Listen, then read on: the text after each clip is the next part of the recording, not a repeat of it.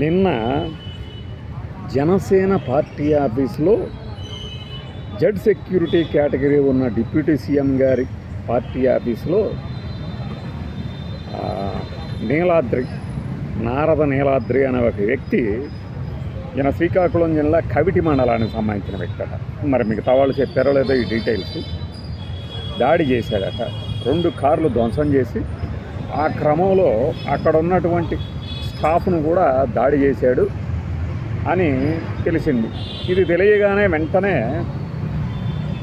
Additional intelligence చీఫ్గా ఉన్నటువంటి మహేష్ చంద్ర లడ్హా గారు, అలానే సర్వశ్రేష్ఠ త్రిపాఠి గారు ఐజీ, అక్కడ ఆయన ఎస్పీ, గుంటూరు జిల్లా ఎస్పీ, ఆయన పేరు జిందాల్, వకుల్ జిందాల్, ఈ ముగ్గురు హుటాహుటిన డిప్యూటీ సీఎం గారితో భేటీ అయ్యారట.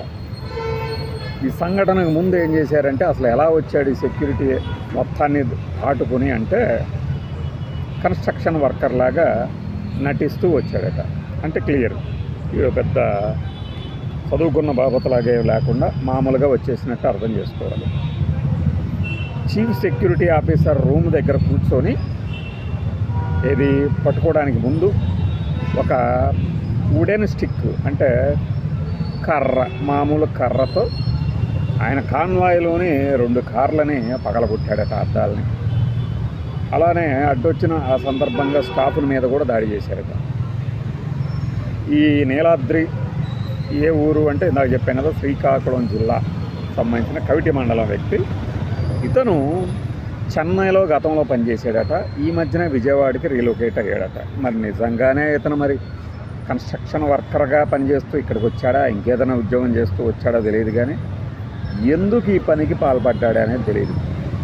జిలేబీ గాళ్ళు, పకోడీ గాళ్ళు పెట్టుంటారుగా, ఎవరో స్కెచ్ చేశారని, అలా పెడితేనే చూస్తారు కదా, లేకపోతే ఉండదు కదా. ఇక్కడ అతని మీద కేసు పెట్టారు. ఏమైనా కేసు పెట్టారో తెలుసా?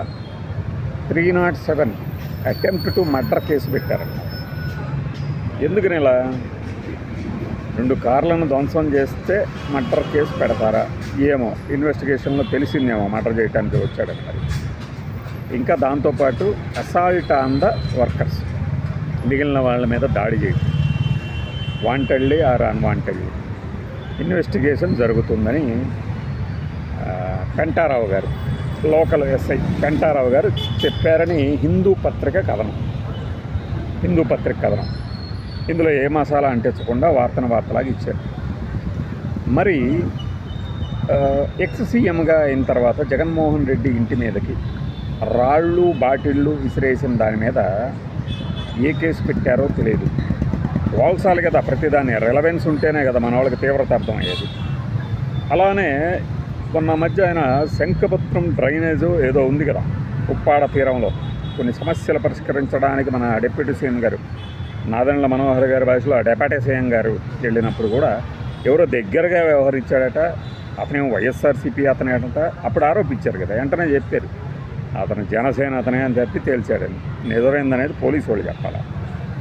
దగ్గరగా మెలిగాడు, ఎలా వచ్చాడు అక్కడ దాకా, ఆయన సెక్యూరిటీలోకి ఎవడెవడు వెళ్తున్నాడో ఎవరు చూడాల్సింది. అలాగే జెడ్ సెక్యూరిటీ ఉంది, జెడ్ కేటగిరీ అంటున్నారు. వాళ్ళు చూస్తారు కదా, ప్రోటోకాల్ అంటూ ఉంటుంది కదా, ఎవరెవరు ఆయన్ని మీట్ అవ్వాలి, ఎవరెవరు కలవాలి అనేది, సమావేశాల్లో కానీ బయట కానీ. మరి అయినా కూడా సెక్యూరిటీ ల్యాప్సెస్ అనే గగ్గోలు పెట్టడం ఏంటి? జెడ్ కేటగిరీ ఉందంటే వెంటనే ఇంటెలిజెన్స్ అడిషనల్ డీజీపీ అంటే అందుబాటులో ఉండి వచ్చారో ఎలా వచ్చారో కానీ 3 అధికారులు కలిశారు. మరి ఈ కోణంలోనే, ఈ క్రమంలోనే 2 రోజుల క్రితం ఆయన ఉన్నాడు కదా, మన ఒక వైఎస్ఆర్సీపీ మాజీ ఎమ్మెల్యే, నాకు ప్రాణహాని ఉంది మహాప్రభు అని సుప్రీంకోర్టుకు వెళ్తే సుప్రీంకోర్టు చేసిన కామెంట్లు విన్నాం కదా. మీరెవరికి ముప్పు కలిగించకపోతే మిమ్మల్ని మీ జోలు ఎవరు వస్తారు, పైగా మీరు ఓడిపోయారు కదా, గెలుచుంటే భద్రత తక్కేది అంటే. అలాంటివన్నీ రెలవెన్స్ వెంటనే గుర్తొస్తాయి కదా ఇలాంటి ఇన్సిడెంట్ చూసినప్పుడు. సో మరి పవన్ కళ్యాణ్ గారి భద్రత మీద ఆందోళన వ్యక్తం చేయడం సహజం. తరచూ ఇలా జరగడం ఏంటి, తరచూ ఇలా జరగకూడదు కదా అని చాలామంది అంటున్నారు. సో మరి ఈ సంఘటన మీద హోంమంత్రి గారు కానీ నారా లోకేష్ గారు కానీ, చంద్రబాబు నాయుడు గారు కానీ, మిగిలిన మంత్రులు కానీ ఆందోళన వ్యక్తం చేసే ఉంటారు ఖచ్చితంగా. తర్వాత మరి ఎంక్వైరీ కూడా జరగాలి, ఇన్వెస్టిగేషన్ చేసి ఇన్వెస్టిగేషన్ తాలూకు అవుట్కమ్ కూడా చెప్పాలి. ఊరికినే జస్ట్ లైక్ దట్ మిగతా వాళ్ళేమో ఎక్కడో కంటైనర్లు దొరికితే అవన్నీ తాడేపల్లి ప్యాలెసీ అంటారు, ఎక్కడో ఎవడో ఒక 10,000 కోట్లు నా దగ్గర ఉన్నాయి నేను స్వచ్ఛందంగా అప్పచెప్పేస్తాను అని వాలంటీర్లీ డిస్పోజ్ స్కీమ్ కింద ఎవడన్నా వస్తే వాడు పిచ్చోడా మంచోడా నిజంగా వీడి దగ్గర 10,000 కోట్లు ఉన్నాయా లేవా అనేది కూడా చూడకుండా జగన్మోహన్ రెడ్డికి సంబంధించిన వాళ్ళే అని రాసేస్తారు. అలానే ఇలాంటి ఇన్సిడెంట్స్ జరిగిన ప్రతిసారి ఏదో ఆ కుట్ర ఏదో జరిగింది, ఆ కుట్రానికి వీళ్ళే ఉన్నారు అది ఇదని చెప్తూ ఉంటారు కదా. వాటన్నింటికి తెరపడి పారదర్శకంగా దర్యాప్తులు జరుగుతాయి కదా.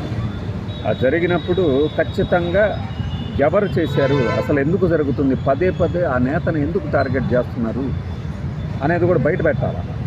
ఎందుకంటే ఫ్యాన్స్ చాలామంది ఉన్నారు పవన్ కళ్యాణ్ గారు.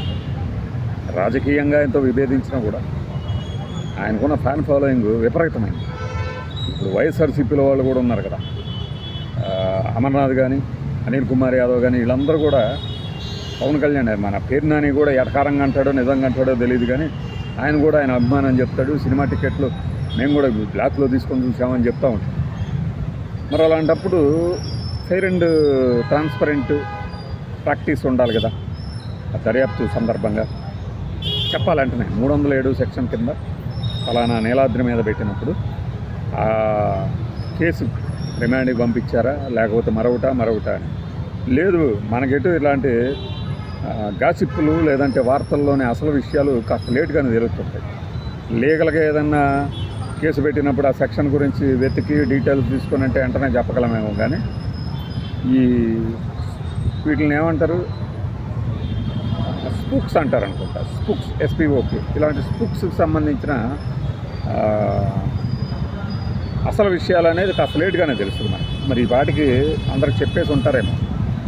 అలానే పవన్ కళ్యాణ్ గారు రాబోయే రోజుల్లో మరి తమిళనాడు కానీ, కేరళ కానీ, పశ్చిమ బెంగాల్ కానీ పర్యటించే ఆలోచన ఉంది. ఆయన స్టార్ కంపెనర్గా కూడా వాడుకోబోతున్నట్టు తెలుస్తుంది మనకి. బీజేపీ మామూలు ప్లాన్ అయ్యేది కదా, మెగా ప్లాన్ వేస్తుంది కదా ఎక్కడ వేసినా కూడా. సో ఈ స్టార్ క్యాంపెయినరు మరి మిగిలిన చోట్లకు కూడా వెళ్తున్నప్పుడు ఇలాంటి సంఘటనలు జరిగితే ఎలా, కాబట్టి సీరియస్గా స్పందించాల్సిందే. మనకి నీఘా వర్గాలు అప్పట్లో 30,000 మంది ఇలా రవాణాకు గురయ్యాడని చెప్పినప్పుడు ఇలాంటి చిన్న చిన్న ఇన్సిడెంట్స్ గురించి ఎందుకు చెప్పలేకపోతున్నారు, నీఘా వైఫల్యం అయ్యిందా అనేది తెలుసుకోవాలి.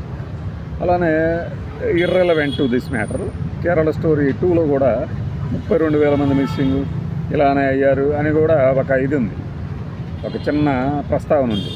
దాన్ని కానీ ఇప్పుడు ఈయన అన్నమాటకు కానీ ముడిపెడతారా, వదిలేద్దాం, ఇర్రెలవెంట్ మ్యాటర్ కదా.